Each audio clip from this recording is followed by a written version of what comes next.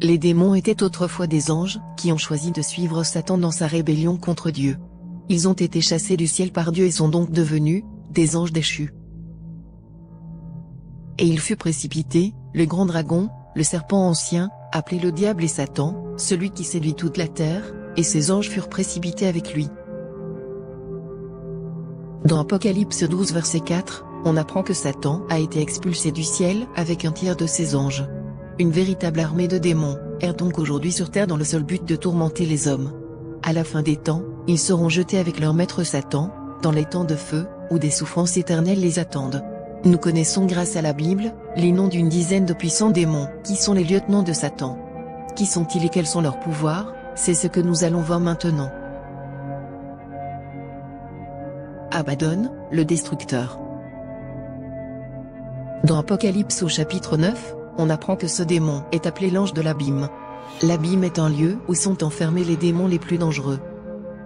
Ces mêmes démons s'étaient reproduits avec des femmes, à l'époque de Noé. Ces femmes avaient alors donné naissance à une race de géants appelés les Néphilim, sorte d'hybrides mi-homme-mi-démon. La plupart sont morts lors du déluge. À la fin des temps, les anges de l'abîme seront libérés pour tourmenter les hommes, mais l'ordre leur sera donné de ne pas les tuer. Les hommes ainsi torturés dans leur chair et dans leur esprit souhaiteront se suicider, mais ils ne pourront pas. En ces jours-là, les hommes chercheront la mort, et ils ne la trouveront pas. Ils désireront mourir, et la mort fuira loin d'eux. Abaddon est le chef de ces êtres cruels. C'est lui qui ordonnera à ces démons d'infliger toutes sortes de souffrances aux hommes.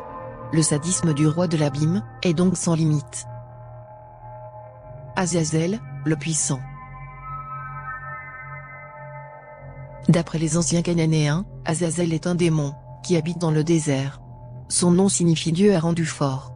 Il semble donc qu'il appartenait autrefois à une classe supérieure d'anges, peut-être était-il un chérubin comme Satan ou bien un archange. Dans Lévitique au chapitre 16, Dieu ordonne à Israël de charger tous leurs péchés sur un bouc et de l'envoyer loin dans le désert, là où se trouve le démon Azazel. Symboliquement, cela signifie que les péchés doivent être chassés loin de la présence de Dieu, parce qu'ils appartiennent au démon, le mal. C'est de là que viendra l'expression du bouc émissaire.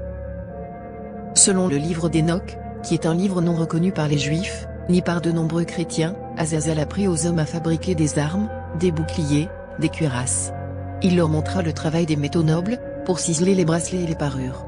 Puis il leur enseigna l'art de confectionner le fer des paupières, et les teintures, puis à tailler toutes les sortes de pierres précieuses. Ce savoir venant d'un démon impur fit tomber les hommes dans la débauche. Azazel serait aussi le premier porte-drapeau des armées infernales. Baal et Astarté, le couple aux 1000 perversions. Baal, dont le nom signifie maître ou seigneur, était dans le panthéon cananéen le maître des orages, qui assurait les pluies nécessaires aux récoltes. Il était souvent associé à sa sœur et épouse Astarté, déesse de la fécondité et de la guerre. Ce duo maléfique et redoutable était parvenu à plusieurs reprises à faire oublier Dieu dans le cœur des Hébreux. Ces deux démons étaient censés assurer la fertilité du sol, des bêtes et des hommes, en réponse à des rites, comme la prostitution sacrée dans les sanctuaires, l'homosexualité, l'automutilation, voire même des sacrifices humains. La puissance de ces faux dieux est tout de même limitée, comme le prouve le passage de l'Ancien Testament, dans 1 Roi 18, où Élie défie les prophètes de Baal. Le démon, incapable d'allumer un simple feu de bois, est alors humilié par le seul et vrai Dieu, l'Éternel. Belphégor, l'Ideux. Dans la Bible, ce démon était vénéré par les Moabites. Son nom signifie « le Baal de Péor ». Cette divinité démoniaque doit donc être associée à Baal, un autre démon très connu. Dans Nombre 25, on apprend qu'un grand nombre d'Hébreux, séduits par les filles de Moab, rendirent un culte à Belphégor. Ils furent sévèrement punis par Dieu.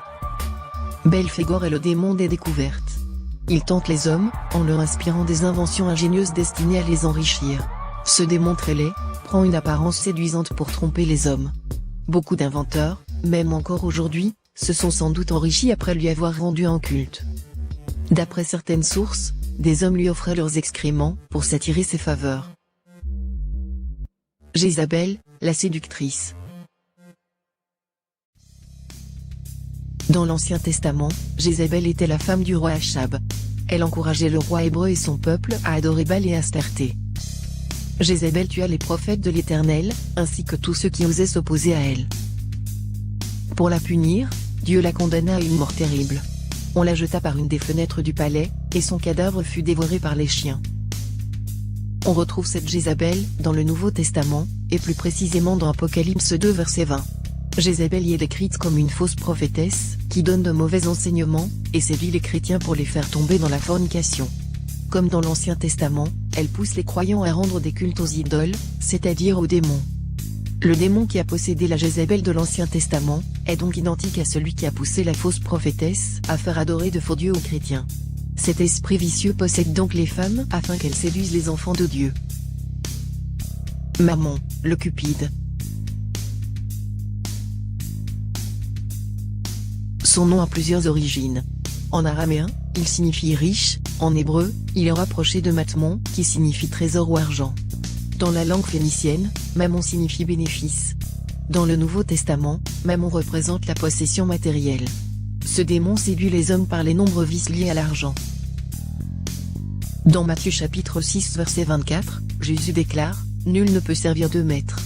Car, ou il haïra l'un, et aimera l'autre, ou il s'attachera à l'un, et méprisera l'autre. Vous ne pouvez servir Dieu et Mammon. »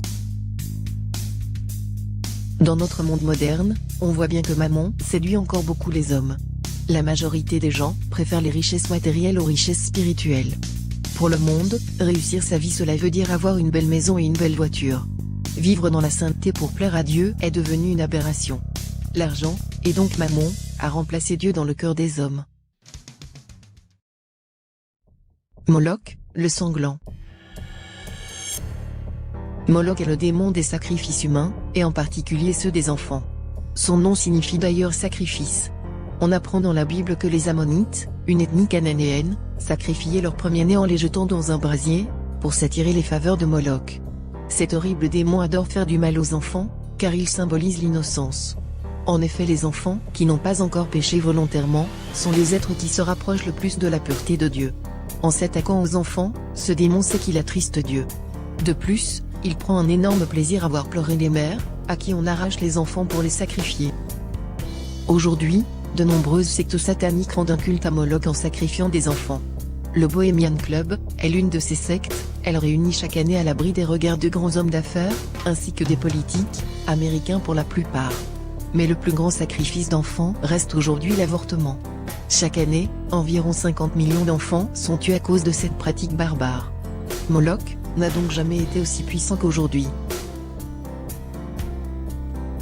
Hadès, l'infernal. Hadès est un démon célèbre qui se fait passer pour un dieu dans la mythologie grecque et romaine. Il est le maître des profondeurs souterraines et des enfers. Dans la Bible, le mot enfer est parfois traduit par séjour des morts, l'équivalent hébreu de Sheol. Les Grecs avaient l'habitude de décrire l'enfer comme étant un lieu aux portes solidement closes. En effet, Juifs, Grecs et Romains avaient conscience que les portes closes de l'enfer ne laissaient personne sortir du royaume de la mort. Tous les impies, et même les croyants d'avant Jésus-Christ, étaient retenus par Hadès. Toutefois, les croyants allaient dans une partie de l'enfer que les Juifs appelaient « Sein d'Abraham », où ils ne subissaient pas les tourments infligés aux impies. Lorsque Jésus-Christ est mort, il est descendu dans les régions inférieures de la terre, pour vaincre Hadès et prendre les clés de son royaume, c'est-à-dire les clés du séjour des morts, afin de libérer les captifs pieux. Depuis, tous les croyants lorsqu'ils meurent vont directement au ciel puisqu'ils sont lavés de leurs péchés par la foi en Jésus-Christ. Hadès ne peut plus rien contre eux s'ils restent fidèles au Seigneur. Au jugement dernier, Hadès sera jeté avec la mort, dans les temps de feu et de soufre. La mort, le quatrième cavalier. Ce démon est le fidèle allié d'Hadès, le maître des enfers. En effet, ces deux démons travaillent ensemble pour terroriser tous ceux qui n'ont pas Jésus-Christ dans leur cœur. La mort frappe les hommes, tandis qu'Hadès récupère les âmes pour les emprisonner dans le séjour des morts. Après avoir vaincu Hadès, et s'être emparé des clés de son royaume, Jésus-Christ a aussi vaincu la mort en ressuscitant. Depuis ce jour, tous ceux qui croient en Jésus-Christ ne craignent ni Hadès, ni la mort, car ils ne peuvent plus s'emparer de leurs âmes. Durant la tribulation de la fin des temps, la mort, bien aidée par Hadès, tuera le quart des hommes, cela représente environ 2 milliards de personnes. Et quand il eut ouvert le quatrième sceau, j'entendis la voix du quatrième être vivant qui disait, Viens, et vois. Je regardai, et je vis un cheval verdâtre, et celui qui était monté dessus se nommait la mort, et l'enfer l'accompagnait. Il leur fut donné le pouvoir sur le quart de la terre pour tuer par l'épée, par la famine, par la mortalité, et par les bêtes sauvages de la terre. La mort sera le dernier démon anéanti par Dieu, c'est ce que nous voyons dans Corinthiens chapitre 15 verset 26, le dernier ennemi qui sera détruit, c'est la mort. Satan a donc sous son commandement des millions, voire des milliards de démons, dont certains sont extrêmement puissants. Mais leurs pouvoirs ne sont rien comparés à la toute-puissance de Jésus-Christ. En donnant leur vie à Jésus-Christ, les hommes peuvent eux aussi vaincre et soumettre ces forces maléfiques.